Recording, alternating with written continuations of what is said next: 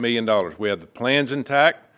It'll be behind a secure wall in Huntsville, Alabama, at Redstone Arsenal. We have 40,000 people there. We have the FBI there. We have missile defense there. We have NASA, Blue Origin, and SpaceX.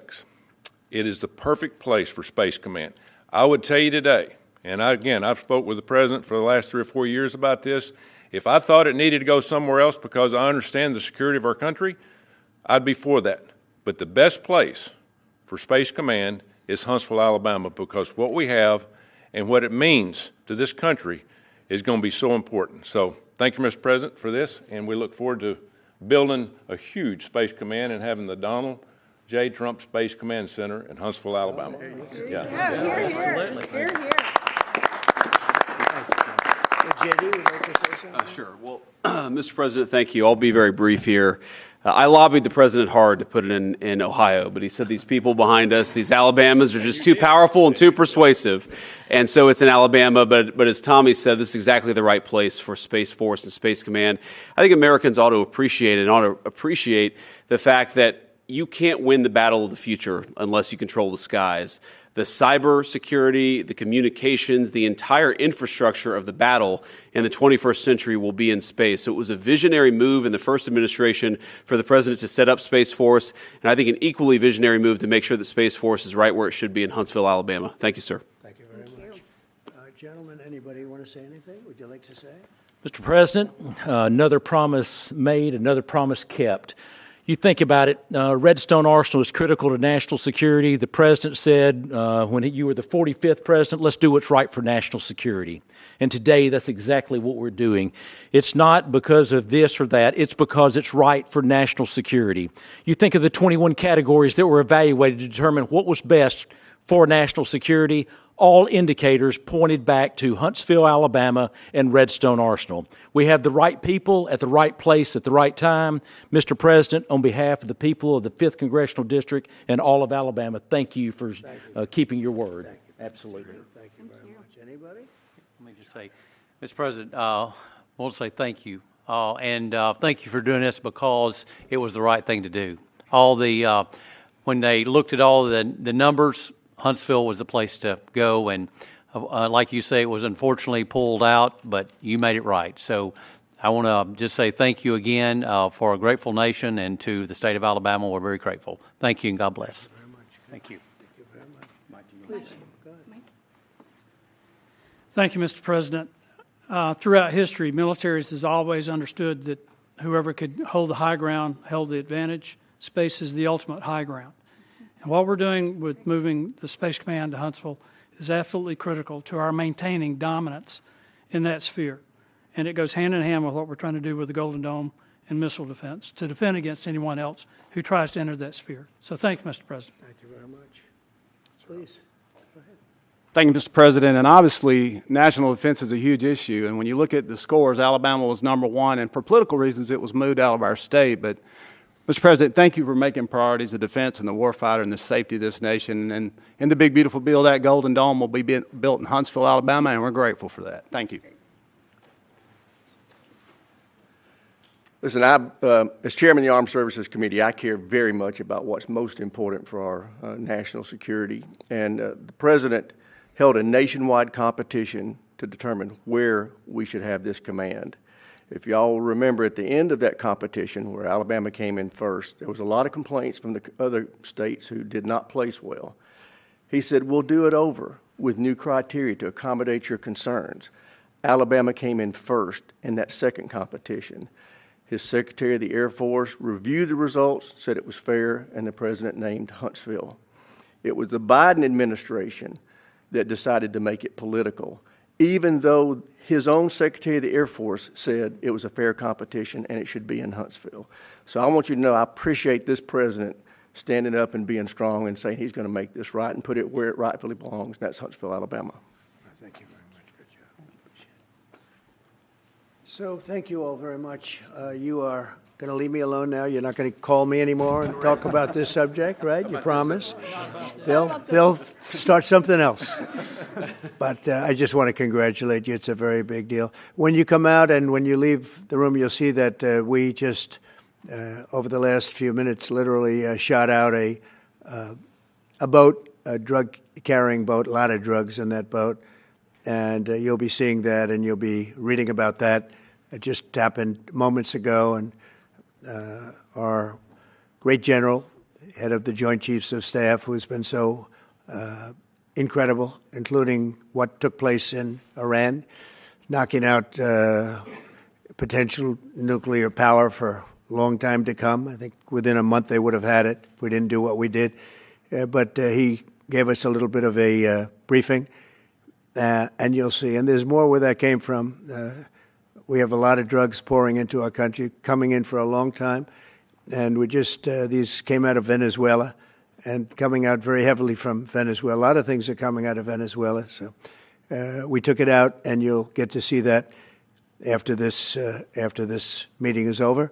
Do you have any questions, please? Yeah, please. Thank you, Mr. President. Senator Tuberville talked about the cost savings Yeah. associated with this announcement. Can you talk about the strategic benefits by having Space Force Command headquartered in Huntsville? Well, it just works because we have so much else there. And having a central, you could call it a central command, but it really is a command station. Also, even locationally, where it is, and when you think about flying distances, if you can save a half an hour as fast as some of these planes go and things go, and even the rockets go, if you can save by having the best location. So we went out, as you know, to experts, and we had 4 different groups of experts. They all said this was the best location. I also loved it from the standpoint, I know the people of Alabama, they are great people, work hard, and there's no games, and they're very proud of it. And I would say they fought harder for it than anybody else also. A lot of states, 5 states really wanted it, but they wanted it more. And I kid you not when I say that these people, they spoke to me a lot. That's all they wanted to talk about. They didn't want to talk about the weather. They only wanted to talk about moving to this location, moving to Alabama, Huntsville in particular. So we're honored to do it. They really wanted it badly, and they got it. Peter? President Trump, something completely different, but about a big viral social media trend over the weekend. How did you find out over the weekend that you were dead? You see that? No. People didn't see you for a couple days. 1.3 million user engagements as of Saturday morning about your demise. Really? I You didn't see that? You know, I have heard, it's sort of crazy, but last week I did numerous news conferences, all successful. They went very well, like this is going very well. And then I didn't do any for 2 days, and they said, there must be something wrong with him. Biden wouldn't do them for months. You wouldn't see him. And nobody ever said there was ever anything wrong with him, and we know he wasn't in the greatest of shape.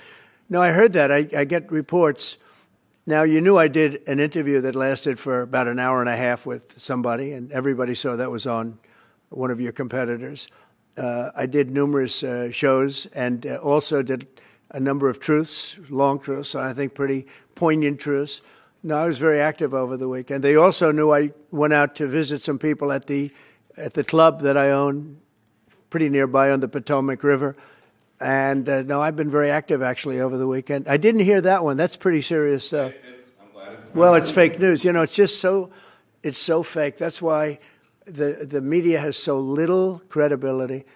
I knew they were saying, like, is he okay? How's he feeling? What's wrong? I said, I just left. And it's also sort of a longer weekend, you know. It's Labor Day weekend, so I would say a lot of people. No, I was very active this Labor Day. I had heard that, but I didn't hear it to that extent. Go ahead, Peter. Something else. We know that this country has a huge problem with school shootings. You've said that you're open to sending the National Guard pretty much anywhere. Would you ever consider sending an armed National Guardsman to every school? Well, we have a big problem with school shooting, but we also have thousands and thousands of schools that run perfectly. You know, they talk about you can do things construction-wise, and that's really, I think nobody knows more about construction than me. You can build the construction doors. You can build what they call safety doors, where they lock on the outside, the inside, and every place else. Well, but if one of these lunatics happens to get through, then the police can't get in. Then they're looking for keys all over the place, and it takes a lot of disadvantages to doing, spending billions and billions of dollars and actually making it safer in some way for some of these lunatics that we're dealing with. But I don't think so. I've thrown out the concept. We have great teachers that love our children. The parents love the children. Teachers love the children too.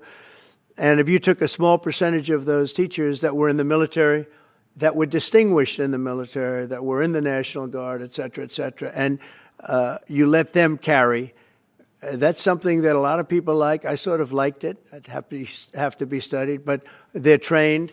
They know about weapons. You can't do it with every teacher because most teachers don't know, but I always thought that would be an alternative. But it just, we've had a lot of instances. Other countries have also. They have different kinds of problems than we have, but we do have, there's something going on, and it's a bad thing. Yes, please. Have you spoken with President Putin in the past week? Have you spoken with President Putin in the past week? Yeah, I don't want to, I have learned things that will be very interesting. I think in the next few days you'll find out. Will there be any consequences if there isn't some type of announcement of a meeting with President Putin and President Zelensky? Yeah, and what could those consequences be? We're going to see what happens. We're going to see what they do and what happens. I'm watching it very closely. Last week they lost 7,000, between the two countries, 7,313 soldiers, to be somewhat exact, for no reason whatsoever. And they're Russian and they're Ukrainian, but, they're soldiers. I want to see it end. Yeah. Mr. President, have you decided you're definitely going to send National Guard troops to Chicago? I didn't say when, but the answer is, look, Chicago's very interesting because I watched Pritzker get up and say we don't need help, we're safe. But 2 weeks ago, they had 6 people murdered, and they had 24 people hit by bullets. Last week, as you know, it was 7 people, 24 people hit, and 7 people died. And then over the last 2 days, that was the crown jewel. They had, I guess, 9 or 10 killed, and 50 hit with bullets. And you have this governor get up, who's a terrible governor. Probably he and Gavin Newsom would be probably the 2 worst and most naive. They're naive. Either they're naive or they're very untruthful. And he'll say, we don't want any protection. We don't need. So in the last 3 weeks, he's lost almost 20 people killed. There's no place in the world, including you can go to Afghanistan, you can go to places that you would think of. They don't even come close to this. Chicago is a hellhole right now. Baltimore is a hellhole right now. Parts of Los Angeles are terrible. If we didn't put out the fires, and I mean the other fires, the bullet fires, they didn't do a good job with, they should have had the water coming down, like I said. We had to release the water. We had to go in and release the water to L.A. It's so badly run. But if I didn't send the National Guard into Los Angeles, I would be making an announcement today. I'd be talking about Huntsville, and I'd simultaneously be saying, by the way, the Olympics is not coming to Los Angeles. If we didn't do that, and even the sheriff, the top law enforcement person in Los Angeles said, we could not have handled it without them. So that's what he said. Can you make your mind up on Chicago, though? Well, we're going in. I didn't say when. We're going in. When you lose, look, I have an obligation. This isn't a political thing. I have an obligation. When 20 people are killed over the last 2.5 weeks, and 75 are shot with bullets. So let me tell you a little story about a place called D.C., District of Columbia, right here where we are. It's now a safe zone. We have no crime. It's in such great shape. You can go and actually walk with your children, your wife, your husband. You can walk right down the middle of the street. You're not going to be shot, Peter. You're safe. Everyone likes you anyway. They probably wouldn't do it. But it's so dangerous. And there are people in this audience that you've suffered greatly. There are people in this audience that have been mugged and hurt badly, and they don't want to talk about it. Maybe you were very brave in talking about it. You made quite an impression on a lot of people. I appreciate it. But there were other people in this room that have been hurt very badly just walking down the street in D.C. Washington, D.C. is a safe zone right now. It's a safe city. The restaurants are open. They're booming. You can't get a restaurant. New restaurants are announcing that they're going to be open. This took place in 12 days. Now it's 15 days, but 3 days ago, it became what's known as a safe zone. It's a safe city. And this city was really bad, really, really bad. We took 1,600 people out, hardcore criminals that will not be coming back anytime soon. And we're very proud of it. You know, to have our nation's capital lose every week. You know, it was like years, many years, where every single week somebody was killed for many consecutive weeks. This went on for years. And then we had, last week it was announced that nobody was killed last week. And I made that announcement in front of a very distinguished leader of a country. And I'm saying proudly, ladies and gentlemen, nobody was killed in Washington, D.C. this week. He looked at me like, what's that all about? I say, yeah, we have a little bit of a crime problem. And we don't have a crime problem in Washington anymore. And the mayor has been very helpful. And the police commission has been very helpful. And it's been a great team. And I would love to have Governor Pritzker call me. I'd gain respect for him and say, we do have a problem, and we'd love you to send in the troops, because you know what? The people, they have to be protected. I saw today on one of your networks, not a friendly network, really the opposite, I would say, very unfriendly network, and they interviewed about 12 people on this morning. Most of them were African American, they were black, and they were saying, please, please, please let the president send in. These were people from Chicago. Please, we need help. We need help. We can't walk outside. We're petrified. If the governor of Illinois would call me up, I would love to do it. Now, we're going to do it anyway. We have the right to do it because I have an obligation to protect this country. And that includes Baltimore. I saw where Governor Moore was asking me to take a walk down the street of Baltimore. Well, Baltimore is a very unsafe place. It's rated number 4 in the city, one of the most unsafe places anywhere in the world.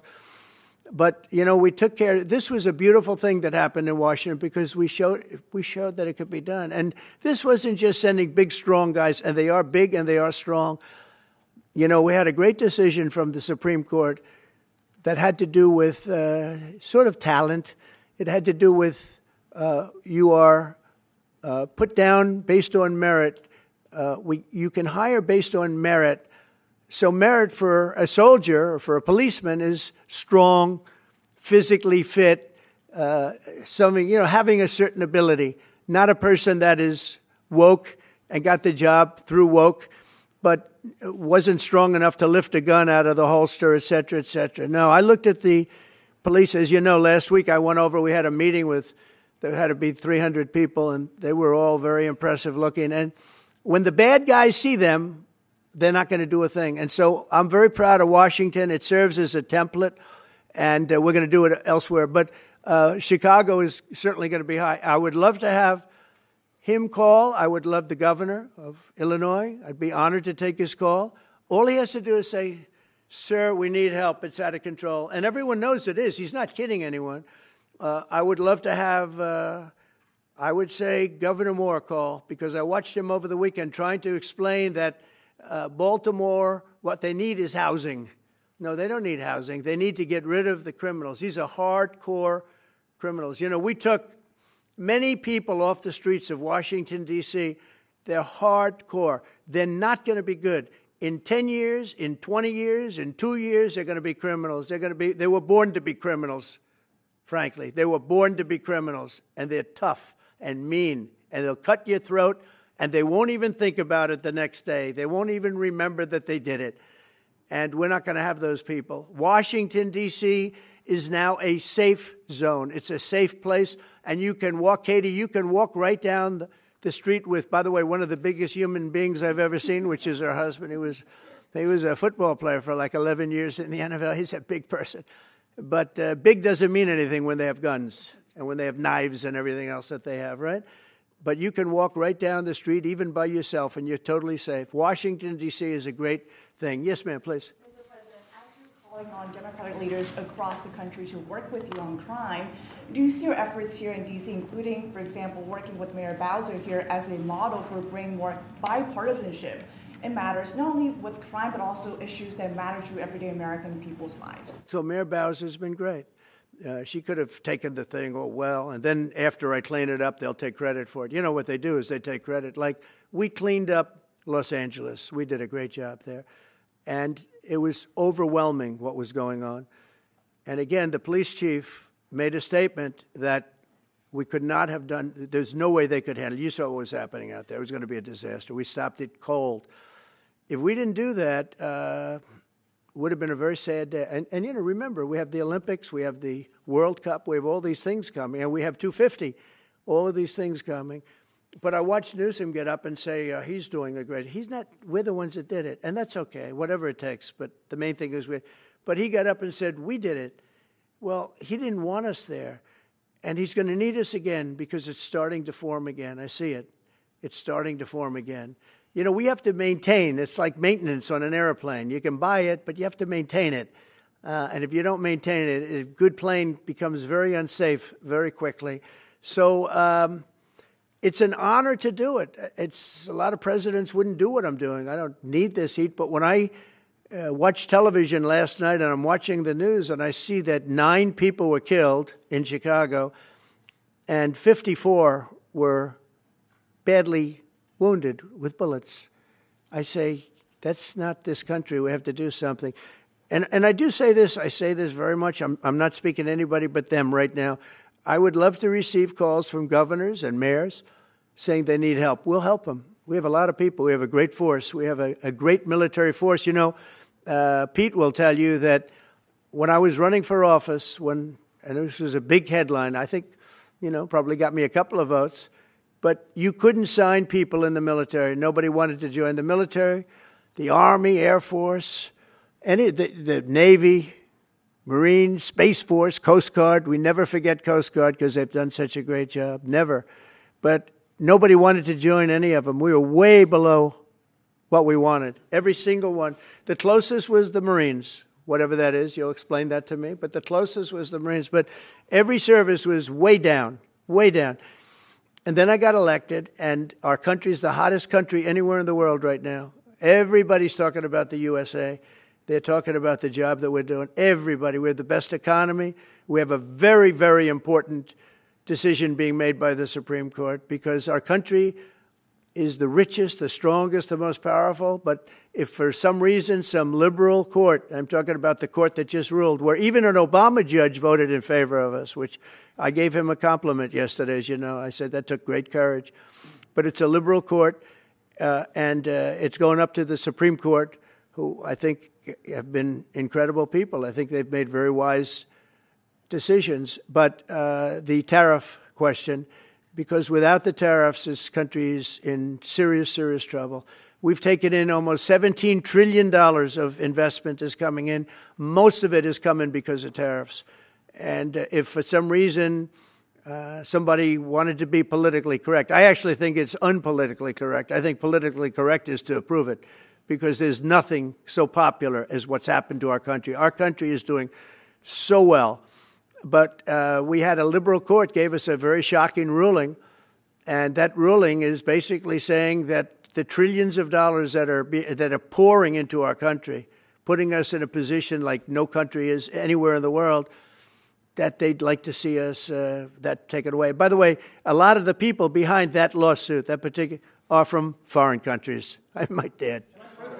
There's a video that is circulating online now of the White House where a window is open to the residents upstairs and somebody is throwing a big bag out the window. Have you seen this? No, that's probably AI generated. So Actually, you can't open the windows. You know why? They're all heavily armored and bulletproof. So that's a fake video? Well, it's got to be because I know every window up there. The last place I'd be doing it is that because there's cameras all over the place, right? Including yours. No, but every window, I've never seen a window that's... In fact, my wife was complaining about it the other day. She said, love to have a little fresh air come in, but you can't. They're bulletproof. And number one, they're sealed. And number two, each window weighs about 600 pounds. You have to be pretty strong to open them up. No, that has to be... Where was the window? Let me see.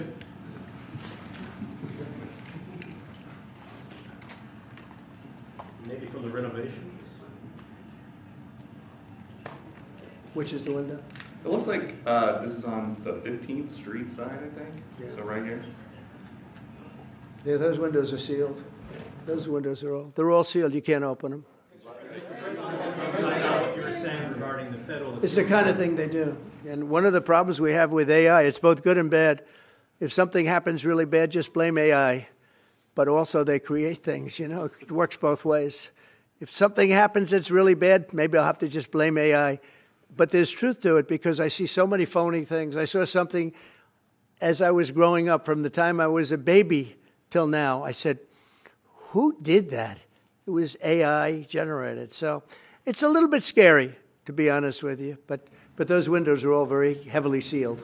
Thank you, Mr. President. I want to follow up with what you were saying regarding that federal appellate court that ruled against you and your administration as it relates to your ability. Well, they ruled against our country, the court, and they ruled against us before. It's a very liberal court. You called it highly partisan in your Well, it social certainly media is. It certainly and is. in fact, it was along ideological lines, 7-4. Well, except that we actually got one of the Obama judges that was appointed by President Obama voted in favor of the tariffs because he felt it was imperative for our country to thrive and survive even.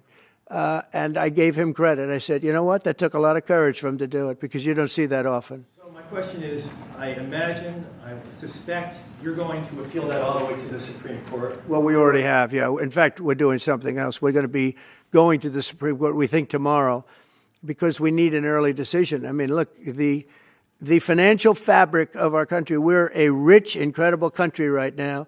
And we're able to, you know, other countries use tariffs on us for years, and we never did. I did a lot during my first term, but then we had COVID, and we had to focus on other things. You couldn't be tariffing Italy, Spain, France, as they were dying by the thousands and millions. But we did with China, and China paid us billions and billions of dollars. And I started the process, but then I had to end it a little bit because of COVID. We focused on that. But no... It's a very important decision, and frankly, if they make the wrong decision, it would be a devastation for our country. We've taken in trillions of dollars, and by the way, all these countries signed agreements. As an example, they're all happy, everybody's happy, but some whack job put in a lawsuit. It went before a very liberal court, and the liberal court ruled it was 11. They ruled 7-4. With one of the most liberal of them all voting in our favor because they're patriots. I think I give tremendous credit to that judge. And now it's going to the Supreme Court. Now we're going to be asking for early admittance. We're going tomorrow, and we're going to ask for an expedited ruling because, you know, when you look at the stock market's down today, the stock market's down because of that. Because the stock market needs the tariffs. They want the tariffs. If you look at AI, all of those, you know, all of that money that's going to be invested, trillions and trillions of dollars, the biggest thing, bigger than the internet, I suspect. It's the internet plus 3 or 4 other things combined. We are leading very substantially with AI. We're leading because of tariffs. We're leading because of talent, and this is where they'd like to be. But without the tariffs, we wouldn't have a chance because we wouldn't be able to protect those investments of the companies coming in. So if you took away tariffs, we could end up being a third world country. That's how big the ruling. So we're asking for an expedited ruling. As a backstop to that, President, you have a Republican-controlled Congress. You control the House. You control the Senate. Yeah, but we don't have 60 votes. We don't have 60 votes. You don't I'd love to do get that. enough Oh, votes. if we had 60 senators, if we got the 60 votes, we would get them. But we need 60 votes, and we need, you know, a certain number in the House. I think we'd get, I don't know, we have about 5 of them here. Would everybody agree with me on tariffs? Without tariffs, we're a different country. We have taken in so much money. And here's the thing. We signed a deal with Japan. They're paying us hundreds of billions of dollars. We signed a deal with South Korea. We signed a deal with the European Union. We signed a deal with Europe. And those countries are paying us $950 billion. And they're happy about it. They're okay. As one of them said, it's amazing that we got away with it so long. One of my friends, a leader of one of the countries, and they're fine with it. They all signed. If that ruling ever went against us, I guess would have to give back hundreds of billions. We would have to give trillions and trillions of dollars back to countries that have been ripping us off for the last 35 years. And I can't imagine it happening. On a legal basis, they have no legal basis whatsoever. But on a common sense basis, it would destroy America. Okay. We talked about controlling the sky. On Sunday, the satellite signal of Ursula von der Leyen's plane was alleged. With Ursula? Well, she had an interesting event. She's a tremendous woman. And so what are you asking me about her? NATO is concerned about an attitude about this. Sure, NATO is concerned about it. Well, nobody knows where it came from, but they did take away her ability to use a phone. You know? Sometimes that's a good thing. Sometimes that could happen to me. I'd be very happy. Mr. President, reducing the tariffs on India from 50%. What does that mean? Are you considering taking away some of the tariffs that you've imposed on India? No, we get along with India very well. But India has, you have to understand, for many years it was a one-sided relationship. Only now since I came along, and because of the power that we have with tariffs, India was charging us tremendous tariffs, about the highest in the world. They were about the highest in the world, number one. And we, therefore, weren't doing much business with India, but they were doing business with us because we weren't charging them. Foolishly, we weren't charging them. So they would send in massive, everything they made, they'd send it in, pour it into our country. Therefore, it wouldn't be made here, which is a negative. But we would not send in anything because they were charging us 100% tariffs. And, I'll give you an example. Harley Davidson. Harley Davidson couldn't sell into India. There was a 200% tariff on a motorcycle. So what happens? Harley Davidson went to India and built a motorcycle plant. And now they don't have to pay tariffs. Same thing as us. So what we're doing is literally thousands of companies are coming into the U.S., car companies, AI, but, more traditionally, car companies. We have so many car company factories under construction or being designed right now. And they're coming from China, they're coming from Mexico, I must tell you, and they're coming from Canada. A lot of them coming from Canada. But they're coming into our country because they want to build here. And they want to build here for two reasons. Number one, they'd like to be here. And number two, the tariffs are protecting them. And number three, they want to avoid paying tariffs. When they build their cars here, they don't have any tariffs to pay. When you build here, you don't have any tariffs. Mr. President, Go ahead, in light of the Minnesota shooting last week, the Department of Homeland Security is now awarding more than $100 million to hundreds of faith organizations across the country to help them ramp up security. What's your vision for further protecting religious liberty across the country amid incidents of threats and violence? Religious liberty is so important, and we're talking about every religion now, and we're doing things on that nobody else has ever done, and we're going to be having a big announcement in about 2 weeks on that question. Yeah, please. On Space Command, sir, are you concerned that people may not be willing to relocate from Colorado to Alabama? No, I'm not worried. It will get somebody else. The problem with Colorado is they have a very corrupt voting system. I have so many friends in Colorado. Anytime you have mail-in voting, you have corrupt elections. Very simple. It's very simple. Even Jimmy Carter said it with his commission. They set up a commission with him and Scoop Jackson and some people, highly regarded people. And they said the finding was, if you have mail-in voting, you will have corrupt elections. Well, your radical left governor decided that he was going to have all mail-in voting in Colorado. Once you have all mail-in voting, and for whatever reason, the Democrats cheat. And they cheat like, they're not stupid. That's the only thing. They're no good on policy. They're no good on management. They're no good at government. But they're great at cheating. And they stick together, too. I give them credit for sticking together. Please. Obviously, this is a big win for national security, moving this to Alabama. We've all can agree with that. Big. Is there any idea of the economic impact this has on the state and on that local area? Katie, do you want to answer that? Look, this. Go ahead, George. Please go. This is going to be tremendous. I mean, the state of Alabama, what we've seen through this process is the worst of Washington. We've seen politics get in the way of what is best for the warfighter, what's best for national security.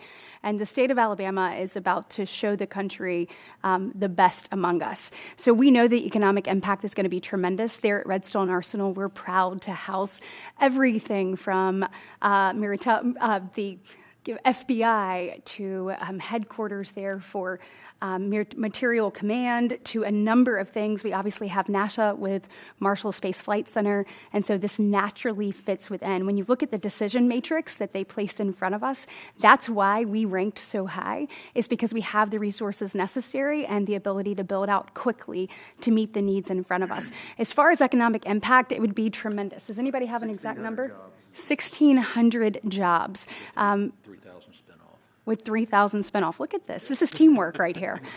So we are really proud, and the people of Alabama are ready to get to work. And I've got a housing question, if you could, just for a second, Mr. Yeah, President. please.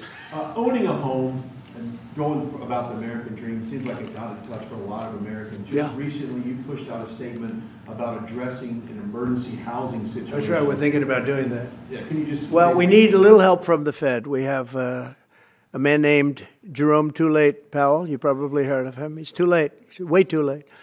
And the economy is so strong that it's pushing through that. Normally, it would have been much tougher, but we're doing so well that we're pushing through it. But it makes it very hard for people to get mortgages because too late is too late.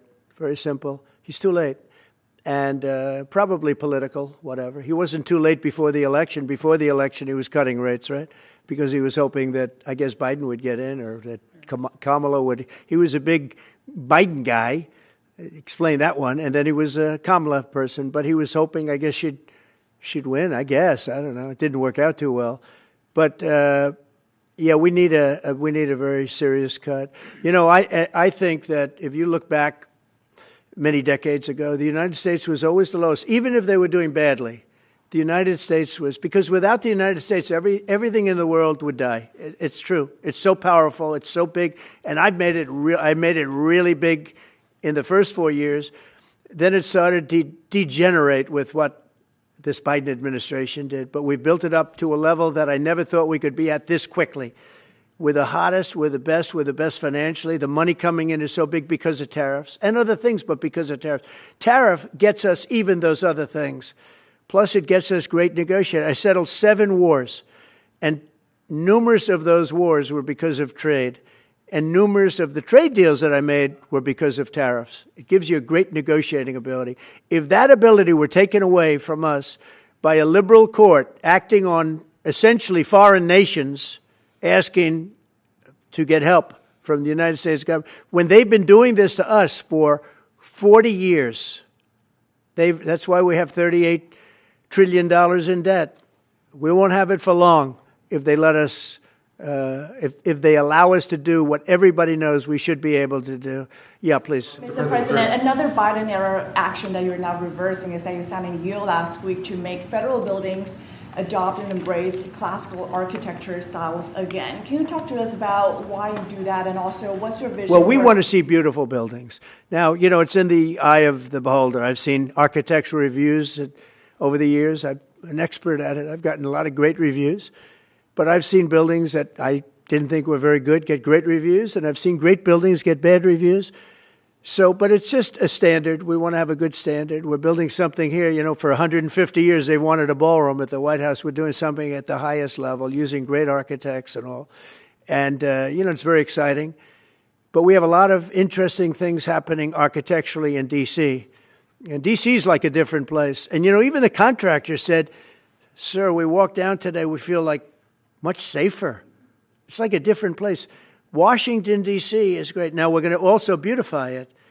We're going to put a topping on the roads. We're not going to rip them apart and take 4 years to build a road that was exactly the same by the time you build it. But we're going to put toppings. We're going to put new medians in. We're going to get the graffiti off. We're going to put tiles up in the tunnels where the tiles are missing. We'll do the whole tunnel instead of, you know, a little area where you see new tiles, old tiles that never look too good. But they could use it. You know, they've been up for 50 years. They've served their duty. But we're going to make this within about a 20-mile radius from the White House. we're going to have this place spick and span. It's going to be crime-free, and it's going to be spick and span. It's going to be, you'll be proud of Washington again. Go ahead, please. Sir, China's having a massive military parade that President Putin and Kim Jong-un will be attending. Do you interpret that as a challenge to this? And are you concerned at all about those countries trying to be some sort of counterweight? Not at all. China needs us, and I have a very good relationship with President Xi, as you know, but China needs us much more than we need them. No, I don't see that at all, no. And I had actually a very good meeting with President Putin a couple of weeks ago. We'll see if anything comes out of it. If it doesn't, we'll take a different stance. One March today in California ruled that your deployment of National Guard troops to Los Angeles was illegal. Do you have any response? Well, it was a radical left judge. But very importantly, what did you not tell me in that question or statement that you made? Pretty much of a statement, I think. Well, I was asking for the response. No, you didn't say what the judge said, though. The judge said, but you can leave the 300 people that you already have in place. They can continue to be in place. That's all we need. But why didn't you put that as part of your statement? Because the same judge ruled exactly as you said, except the judge said that you can leave the 300 people that you already have in place. They can stay, they can remain, they can do what they have to do. Thank you very much, everybody. We appreciate it. Thank you. Thank you. Thank you very much.